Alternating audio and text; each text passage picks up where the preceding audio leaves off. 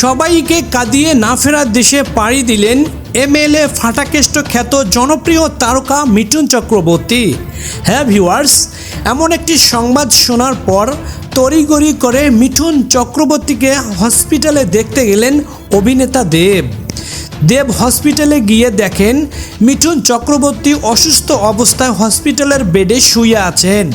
কিন্তু টলিউডের একাধিক গণমাধ্যম বলছে বিনোদন জগৎ থেকে এই মুহূর্তের বড় খবর, হাসপাতালে ভর্তি বর্ষিয়ান অভিনেতা মিঠুন চক্রবর্তী। তার অসুস্থতার খবর প্রকাশ্যে আসতেই উদ্বেগ ছড়িয়ে পড়ে ভক্ত অনুরাগীদের মধ্যে। জানা গেছে হাতে চোট পাওয়ার কারণেই কলকাতার একটি বেসরকারি হাসপাতালে চিকিৎসাধীন রয়েছেন মিঠুন চক্রবর্তী। সাম্প্রতিক প্রতিবেদনে তার হাসপাতালে ভর্তি হওয়ার খবর নিশ্চিত করা হয়েছে। এই খবর পাওয়ার পরপরই মিঠুন চক্রবর্তীকে দেখতে হাসপাতালে পৌঁছান জনপ্রিয় অভিনেতা দেব। দস্যু সিনেমার শুটিং শেষ করে কলকাতা ফেরার পরপরই দেব হাসপাতালে গিয়ে মিঠুনের সঙ্গে দেখা করেন বলে প্রতিবেদনে জানানো হয়েছে। মিঠুন চক্রবর্তী এবং দেবের সম্পর্ক যে শুধু পর্দার মধ্যেই সীমাবদ্ধ নয়, সেটি আগেও দেখা গিয়েছে। প্রজাপতি সহ একাধিক কাজের মাধ্যমে দুজনের মধ্যে তৈরি হয়েছে গভীর শ্রদ্ধা ও স্নেহের সম্পর্ক। অনেকেই তো বলছে দেব ও মিঠুন বাবা ও ছেলের সম্পর্কের মতোই দেখা যায় ভক্তদের কাছে। মিঠুনকে অভিনেতা দেব বাবার মতোই শ্রদ্ধা করেন, যা পর্দার বাইরে হর হামেশাই দেখা যায়।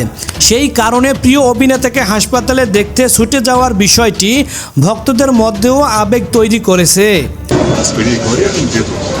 নিজেরই বাবার মতো, তো বাবাকে দেখতে যাচ্ছি।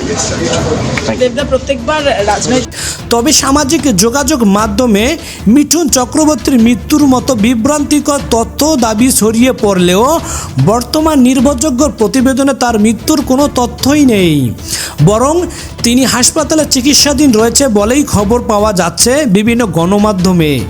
তাই গুজবে কান না দিয়ে নির্ভরযোগ্য সংবাদ মাধ্যমের তথ্য অনুসরণ করা অনুরোধ থাকছে সবার কাছে।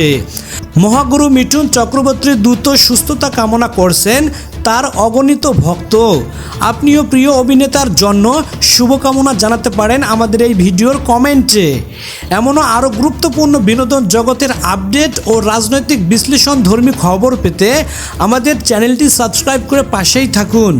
ধন্যবাদ।